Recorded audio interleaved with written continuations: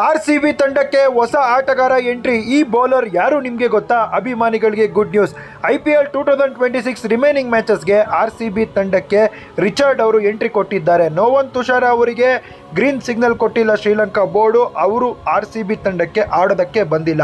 ಅವರ ಜಾಗಕ್ಕೆ RCB ತಂಡಕ್ಕೆ 1.6 ಕೋಟಿ ರೂಪಾಯಿಗೆ ರಿಚರ್ಡ್ ಅವರು ಎಂಟ್ರಿ ಕೊಟ್ಟಿದ್ದಾರೆ. Richard England bowler. ನಿಮ್ಗೆ ಗೊತ್ತು ಇಂಗ್ಲೆಂಡ್ ಪ್ಲೇಯರ್ಸ್ ಯಾಕೆ RCB ತಂಡಕ್ಕೆ ಬರ್ತಾರೆ ಅಂತ.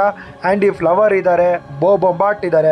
ಇವರ ಹಿಸ್ಟ್ರಿ ನೋಡೋದಾದರೆ ಇದುವರೆಗೂ T20 ಮ್ಯಾಚಸ್ಸು 145 ಆಡಿದ್ದಾರೆ, 170 ವಿಕೆಟ್ಸ್ ತೆಗೆದಿದ್ದಾರೆ. ಎಕಾನಮಿ ಒಂದು ಸ್ವಲ್ಪ ಜಾಸ್ತಿ ಇದೆ. Best figure 5 wicket.